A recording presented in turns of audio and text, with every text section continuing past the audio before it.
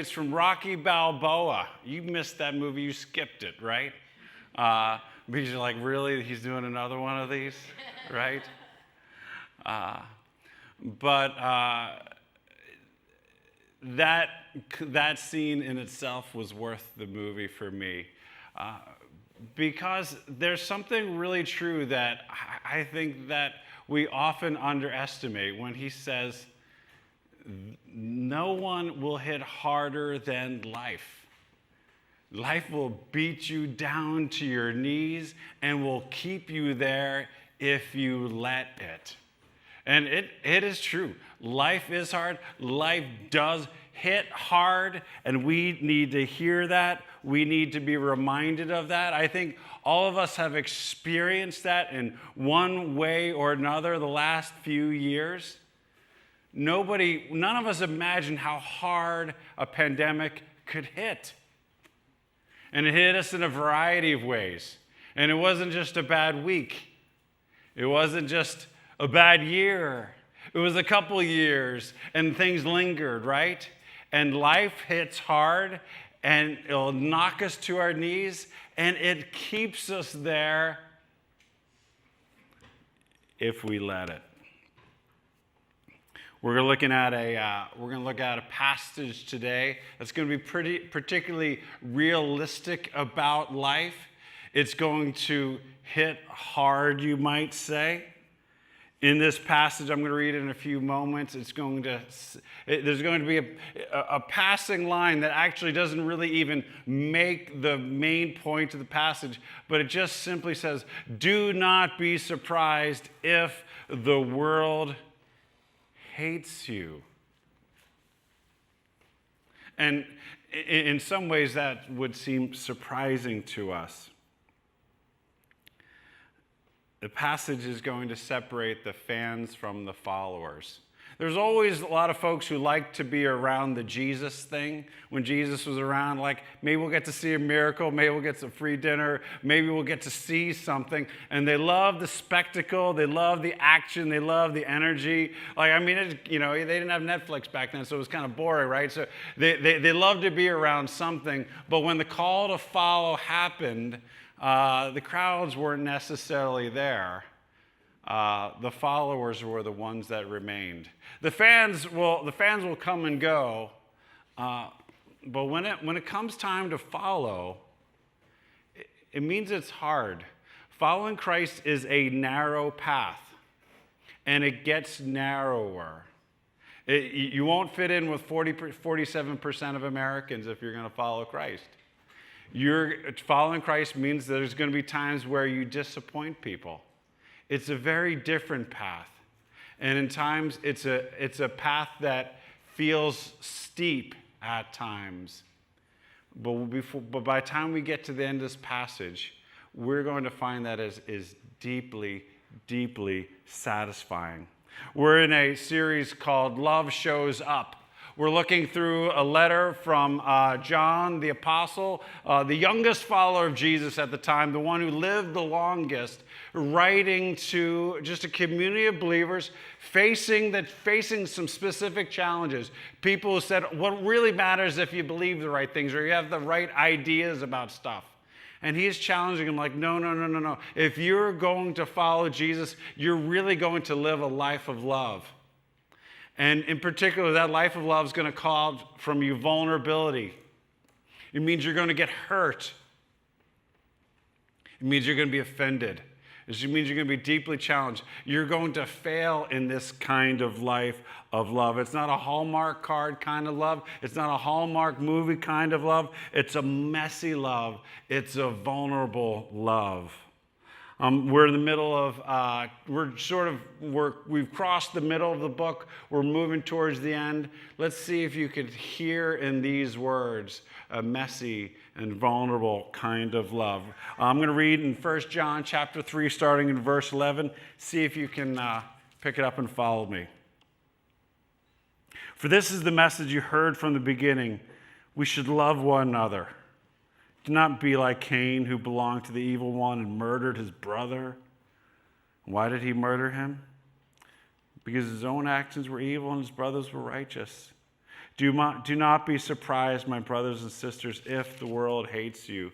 We know that we have passed from death to life because we love each other. Anyone who does not love remains in death. Anyone who hates a brother or sister is a murderer. And you know that no murderer has eternal life residing in him. This is how we know what love is. Jesus Christ laid down his life for us, and we ought to lay down our lives for our brothers and sisters. If anyone has material possessions and sees a brother or sister in need, but has no pity on them, how can the love of God be in that person? Dear children, let us not love with words or speech, but with actions and in truth. This is how we know that we belong to the truth and how we set our hearts at rest in his presence. If our hearts condemn us, we know that God is greater than our hearts and he knows everything. Dear friends, if our hearts do not condemn us, we have confidence before God and we receive from him anything we ask because we keep his commands and do what pleases him. And this is his command, to believe in the name of his Son, Jesus Christ, and to love one another as he commanded us. The one who keeps God's commands lives in him and he in them. And this is how we know that he lives in us. We know it by the Spirit he gave us. This passage towards the end was sort of like a summary of the first 3 chapters, but in specificity, he's going to describe 3 specific things for us. He describes for us the way of Cain, he describes for us the way of Christ, and then he describes for us actually something quite surprising, the way to rest. Let's start with this, the way of Cain. And in some ways, it asks this question right out of the gate. What are you going to do with your anger? What are you going to do with your anger? If you've seen the bumper sticker, if you're not outraged, you're probably not paying attention. You're not going to go very far in life without feeling pain. You're not going to go very far in life without seeing pain, seeing and experiencing disappointment. You're not going to have many, if you have ideals, if you believe in certain things, if you want certain things to be true, you're going to feel disappointment. You're going to feel anger over that kind of disappointment. What do you do with your anger? Does your anger produce meaningful results? Or do you let it fester? Do you let it fester? Does it produce something other in you, right? And this was the situation with Cain. Now, so you might kind of, if you're new to the faith, you might have heard of Cain. You might have heard of Cain and Abel. All right. If you've never heard about them, or maybe you've never heard the story, I want to just kind of go back and read the story about Cain and Abel. Cain is known as the first person who murdered. In the passage I'm going to read, there's going to be an offering. The expectation is that Cain and Abel grew, or they knew what was supposed to happen, and the way they had a relationship with God was through the natural course of giving offerings to him. Now Abel kept flocks, and Cain worked the soil. In the course of time, Cain brought some of the fruits of the soil as an offering to the Lord. And Abel also brought an offering, fat portions from some of the firstborns of his flock. The Lord looked with favor on Abel and his offering, but on Cain and his offering he did not look with favor. So Cain was very angry, and his face was downcast. Then the Lord said to Cain, "Why are you angry? Why is your face downcast? If you do what is right, will you not be accepted? But if you do not do what is right, sin is crouching at your door. It desires to have you. You must rule over it." Now Cain said to his brother Abel, "Let's go out to the field." While they're in the field, Cain attacked his brother Abel and killed him. Then the Lord said to Cain, "Where is your brother Abel?" "I don't know," he replied. "Am I my brother's keeper?" The Lord said, "What have you done? Listen, your brother's blood cries out to me from the ground." The way of Cain is somebody who got angry and decided to kind of feed that anger, decided to nurture that anger, decided to work with that anger, to decide to allow that anger to continue to perpetuate itself. And the passage that we originally read simply said, what happened? Well, what happened is Cain brought a lousy offering to God. And God said, what are you doing with this? This ain't that. Come on. Bring your best. You bring your best to God. Cain just brought some of what he offered. And God's like, you can do better than this. And what happened is Cain decided, well, you know what? The problem's not with me. The problem's with God. And he allowed that resentment to continue to nurture and nurture and nurture. And anger over time becomes hatred and eventually becomes aggression. Now, we might say, we would never murder somebody. Well, we have all sorts of social constraints that would make that seem all sorts of wrong. We would never do something like that. Why? Because we'd get caught, we'd get busted, and there's a lot of reasons why that wouldn't happen. You go into primitive times and you take a lot of structures around people, you'd be amazed at the amount of aggression people would express towards one another. Why does abuse happen inside of homes? Why? Because nobody sees it. Nobody abuses people out in public, right? Abuse only happens behind closed doors, where people don't manage their anger, and their anger becomes hatred, the hatred becomes aggression, right? So what happens is Cain and Abel each bring an offering. Cain's isn't very good. It gets rejected, and a gap is created in meaning, right? And into that gap, the best way to fix that gap is Cain be like, you're right. I was kind of being lazy, and so I just grabbed something and threw it out there for you. Let me fix that. All he needed to do was to own his stuff, right? But because he didn't own his stuff, the gap remained. And so in the gap of disappointment, in the gap of rejection, in the gap of frustration that Cain felt, instead of owning it and filling the gap there, he decides to fill that gap with, like, clearly God is the problem here. And in that gap of blaming God and blaming life, blaming this, that, the other thing, just like Rocky's son was doing, right? He started saying, I'm a victim. It's that person, it's this person, that person, this person. And in that anger, next thing you know, resentment forms. And all of a sudden, there's an other, right? You know that anger has taken hold of you if you're saying, like, my life would be better if it wasn't for the Dems, the Libs, that party, this party, my son, my father, right? You know you have authority issues when you look up and when you think of what's wrong with your life, you're thinking it's the government or it's my father, right? Or it's my employer, right?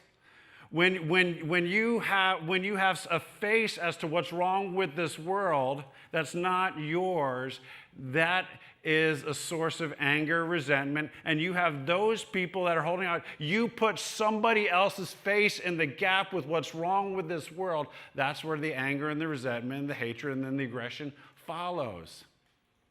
It's the way of Cain. That's why Jesus said, you've heard it said, do not murder. But I tell you, if you nurture anger in your heart towards another person, you have committed murder. Why? Because when you nurture anger, it all spins itself in the very same direction. Maybe you have the social constraints in your life to not actually express your aggression, but it's all the same continuum. It's all the same continuum. If you're going to nurture anger, you're going to hold somebody accountable for what's wrong with your life when it's not somebody else's fault. It's the same thing. That person didn't have the social constraints. He got away with it. You wouldn't be able to get away with it. But still, nurturing that anger, blaming other people, God sees it the same as Cain's murder. This cycle is explained well by John Gottman. He wrote a marriage book that was really, really helpful for me and Kathleen back in the day. And he describes the 4 horsemen of the end of a relationship. When the four horsemen show up, it's sort of the apocalypse of the relationship. It means the relationship's in a bad spot when you see criticism, defensiveness, contempt, and stonewalling. When you see in the relationship a constant criticism of the other person, that's not a good sign. When there's disappointment and the gap is formed and all each party does is defend themselves, this is why I did this, and this is why I should be excused from any wrongdoing. This is why the gap is somebody else's fault and not mine. That's not a good sign for how that relationship is going. When there's contempt, it means that in the gap, there's been plenty of stuff that's been poured into that gap that has destroyed that relationship. And all of a sudden, instead of thinking warm thoughts, loving thoughts towards that other person, there's contempt there. And stonewalling means I'm just not going to listen to that person. Now, these things are natural cultural commodities in the culture war stuff, right? These are natural things. We always criticize the other, right? But that is not how the people of God are supposed to be. The underlying thing that Gottman describes that produces the four horsemen of criticism and defensiveness and contempt and stonewalling is one specific thing. It's one specific thing that happens inside the heart of an individual. What he describes it as is negative sentiment override. Now, it sounds like a very, very technical term, but think about it. Basically, what he's saying is when there's a gap in understanding in the relationship, what happens is what you do is you assume the worst about the other person. And when you assume the worst about the other person, what ends up happening is a fictional story starts happening that describes the other person as the enemy, the monster, the person who should be criticized or should be held contempt towards, right? And you begin living out of that story. You don't know if that story is true. You're just telling that story, and that might make you feel better like you're the innocent person, or it might reinforce that story of who you want that other person to be. But into that gap of meaning, you put a negative sentiment, and what ends up happening is then you begin living out of a negative sentiment towards that other person. The alternative of that is positive sentiment override, where you end up, I think the best term for this is you end up giving the other person the benefit of the doubt. All right, let me tell you how this works out really well for Marc's life. So on any given day, so to speak, Marc is working at the office. Something might happen, this, that, or the other, and it's not an uncommon thing for me to say, "I'll be home in 20 minutes," and an hour and 20 minutes goes by, and I'm not home yet. Now, all sorts of things could have happened, right? I could have just gotten caught on Twitter, right? I could have ended up picking up a phone. Somebody might have caught me and I had a conversation. Anything could have happened, right? But imagine what that's like for my family. And we'll just say Kathleen's at home, right? And she's waiting for me. She has a gap in meaning. And there's all sorts of things that could happen in that gap, right? Because I didn't text, I didn't call, whatever's happened, right? And so in that gap, she could be like, is this Marc putting the church before us? Does Marc not care about me? What? He's doing this again. Does he not love God? He said he wouldn't do this again. All sorts of things could happen. Now imagine in that hour and 20 minutes, she is thinking all of these things about me. And then I got home like, hey, I'm home, right? And she's like, all right, how do you think the rest of that evening is going to go? All right. I think what I typically get in those moments are this. It's 80 minutes. And what we've kind of committed ourselves to as a couple is to do whatever we can to give the benefit of the doubt. I think generally speaking, she'll think, okay, either he got on a roll writing, because that oftentimes happens for me at the end of the day, or he ended up talking to somebody, or something's going on. Generally speaking, when she gives me the benefit of the doubt and I get home, it shapes the entire rest of the evening, right? Why? Because she's been nurturing positive sentiments in her heart over those 80 minutes, or at least holding herself back from the negative sentiment override, right? And so our evening has a chance. Why? Because what she was doing with her thoughts. What she was doing with her thoughts changed our marriage, at least for that evening, right? Let's just say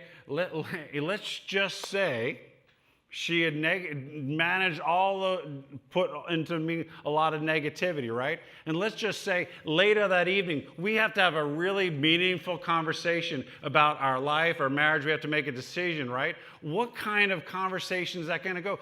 That's going to shape an important moment in our lives. Why? Because of who she was when I was not there. The way she managed her thoughts makes a difference in the way we enjoy our evening.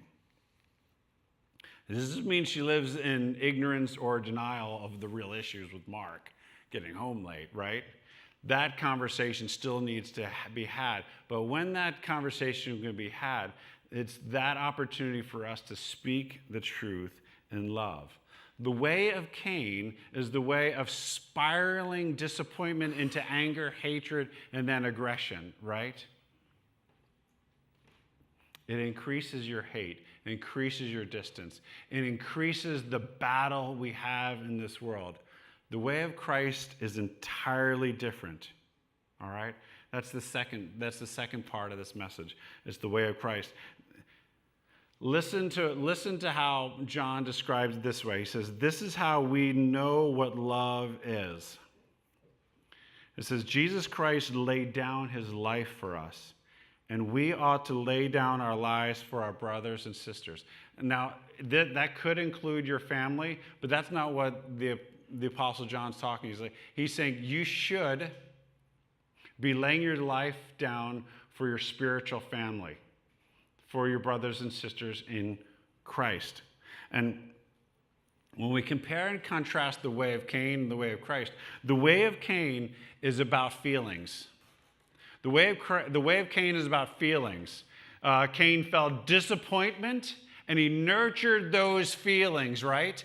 The way of Cain is very passive. It's very reactive.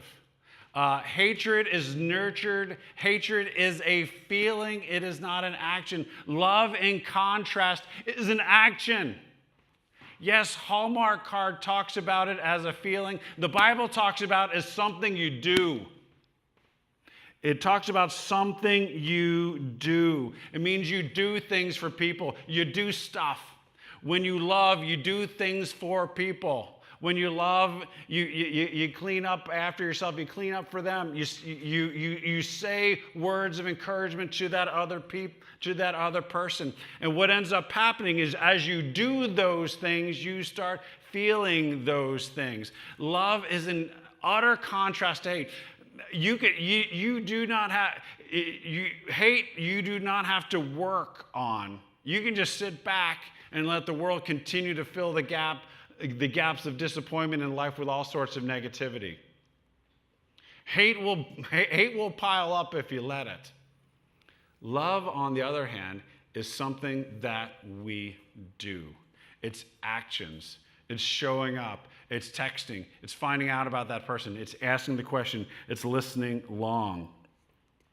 Martin Luther King told a story one time of driving with his brother, A.D., from Atlanta to Chattanooga.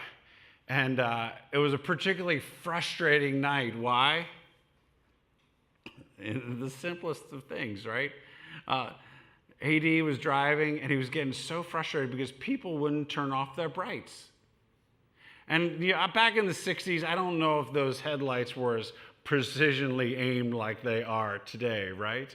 And so he was saying, I can't believe people will not dim their brights.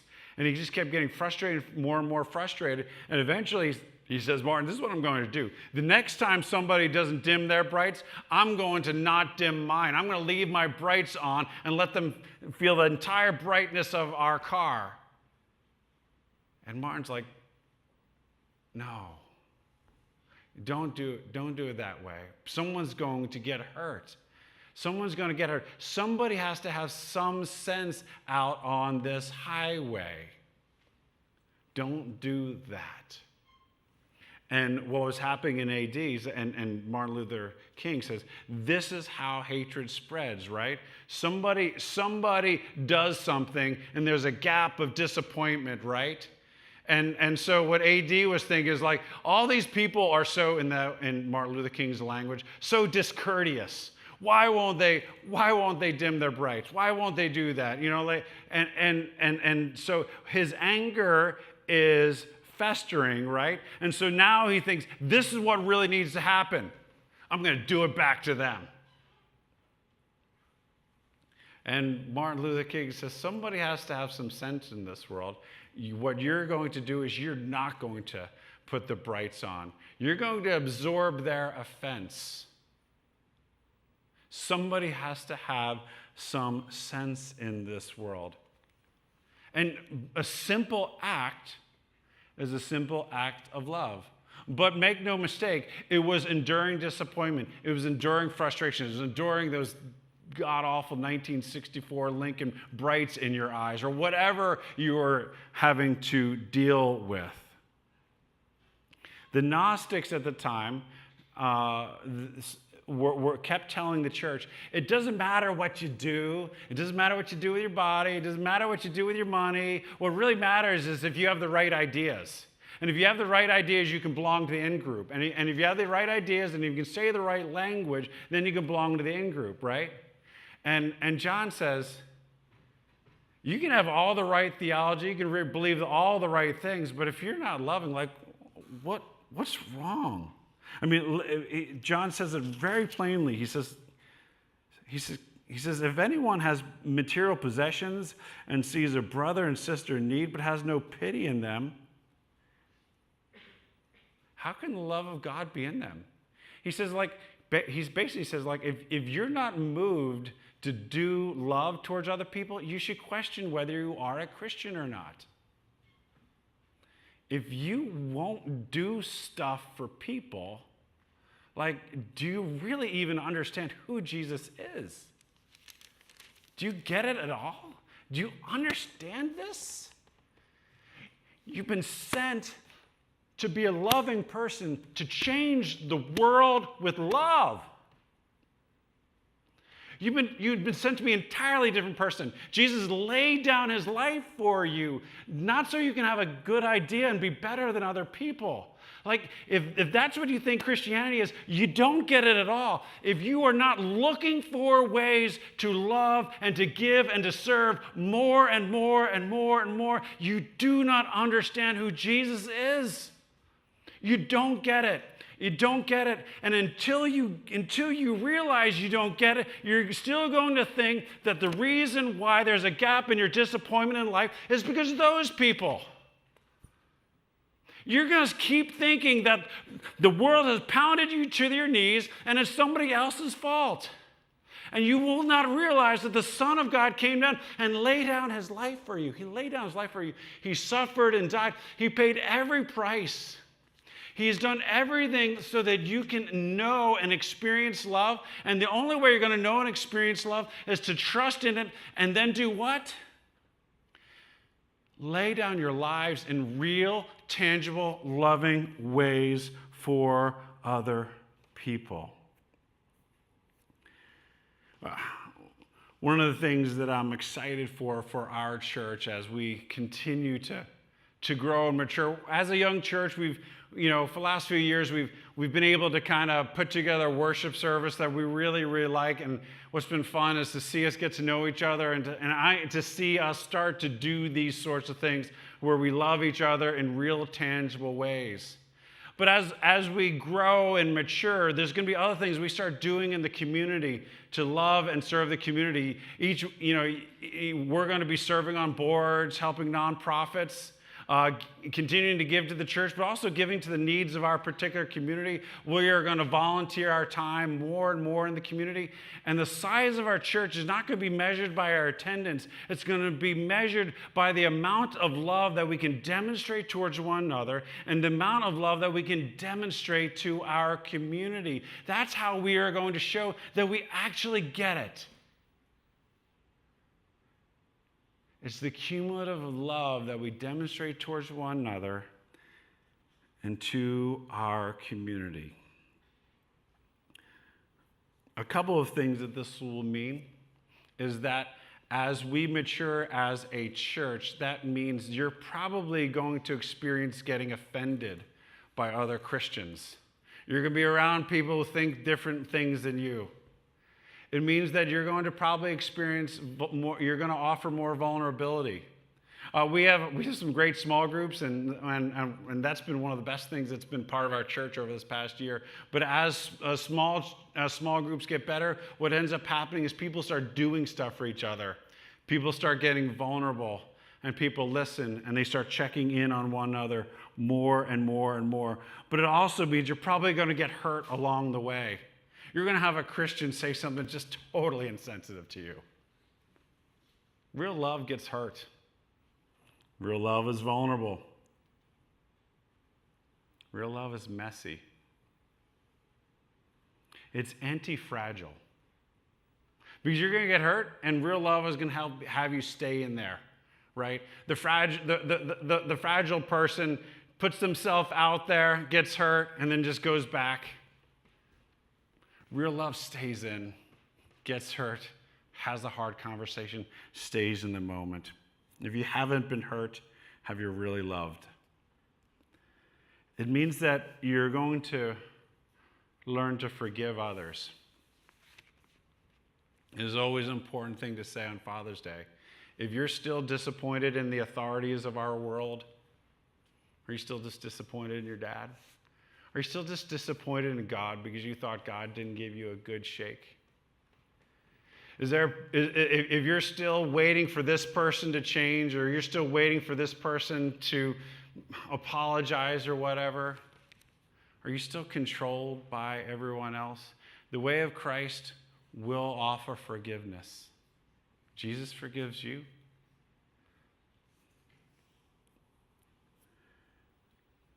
Now, if we're honest with ourselves, this is way too much for any of us. And I think the Apostle John sensed this at the end of his paragraph, because he almost immediately changes his tone. He says, I know this is a lot. He says, but here's how we know that we belong to the truth and how we set our hearts at rest in his presence. Because when you start thinking about real love, it actually sounds quite exhausting to really love a person and to really offer the kind of grace that this world needs. Because it's like, when do I stop? Because there's a lot of messed up people out there. There's a lot of gaps. How do I fill all these gaps? And you're like, you know what, maybe it's just I don't do any of it. Maybe just go watch Netflix. He says, this is how we know that we belong to the truth and how we set our hearts at rest in his presence. If our hearts condemn us, our hearts are, when we recognize, hey, I feel some conviction, maybe this is true, we remind ourselves that God is bigger than our hearts, and he knows everything. He really does know everything, and he still accepts you. He knows all the gaps in your life. He knows all the gaps in my life, and it's not like, oh, man, what happened to him? What happened to her? I don't have any hope for that person. No, God knows. He knows all your gaps, and he loves you anyway. He's way bigger than your heart. I know your heart might say, look, I'm the worst person, or I'm the best person. God knows your heart. He can figure it out. How do we find ourselves to rest? I want you to try out a thought. It's tempting to think that love is exhausting, and I'm going to actually suggest the opposite. When you really love and extend love towards another person, it's actually quite refreshing. What's exhausting is controlling outcomes. And I think for a lot of us, and I include myself in this, I hold back on love because I'm not so sure of the outcome or the return on the investment. Is this going to work, right?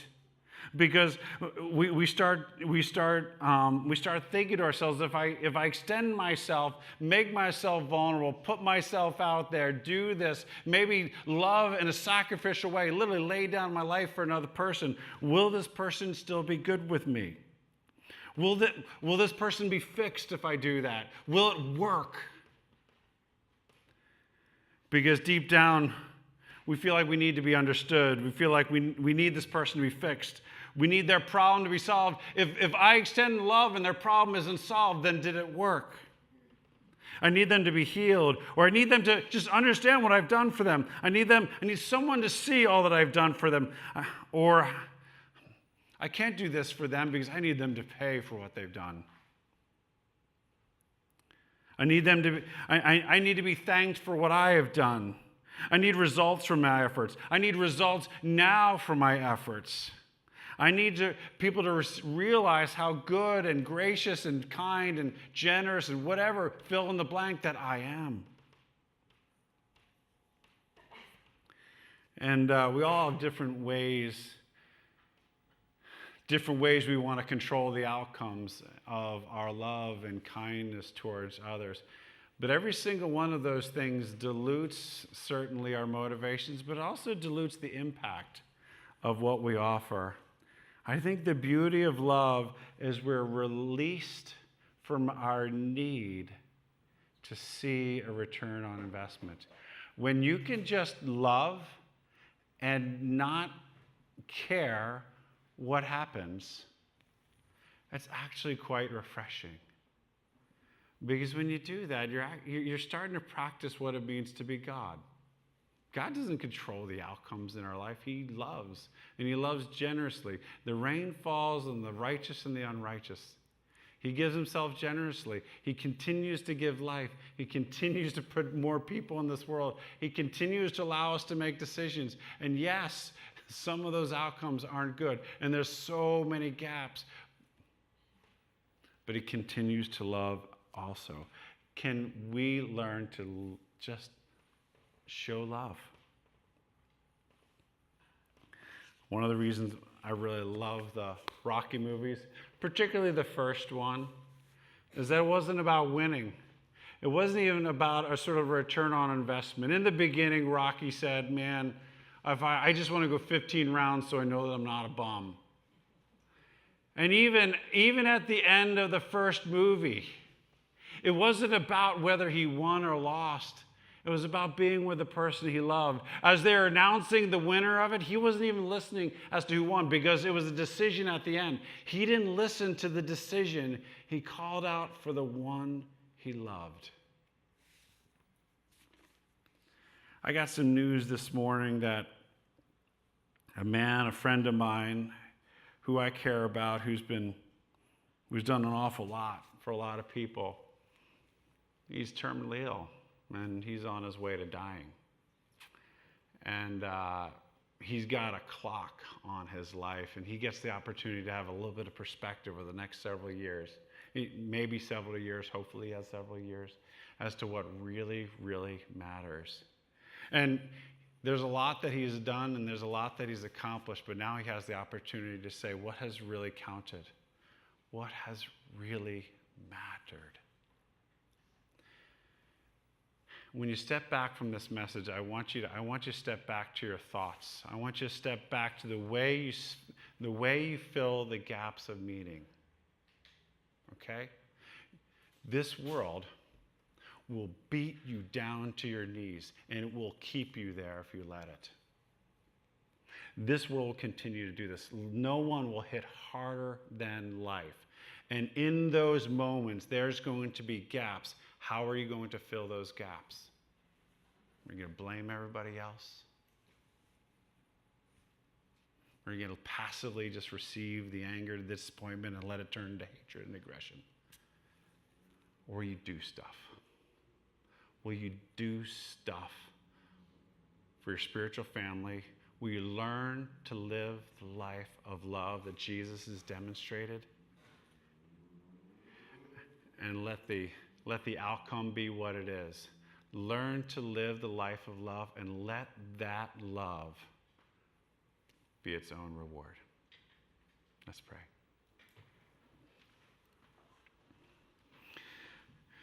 Jesus, none of us have the capacity to fill this gap on our own. The vision of living a life of love that you have offered to us is so much bigger than any of us can carry on our own. And God, in the face of our hearts being really honest with us, that Lord, I just kind of want the results I want, and I hold back otherwise, and I feel that sort of condemnation. We all have to put our hope that you are bigger than our hearts. That as we put ourselves out there in love towards one another, you can backfill all that we give away with the love of Christ. God, I want to give us a few moments to pray. A little bit of quietness. And I want to give each one of us a few moments to ask ourselves how we're filling that gap. If there's something that we need to do to extend and express love towards another person. If there's someone we might need to forgive. Let's take a few moments of quiet. And Jesus, would you send your Spirit to speak to our hearts right now?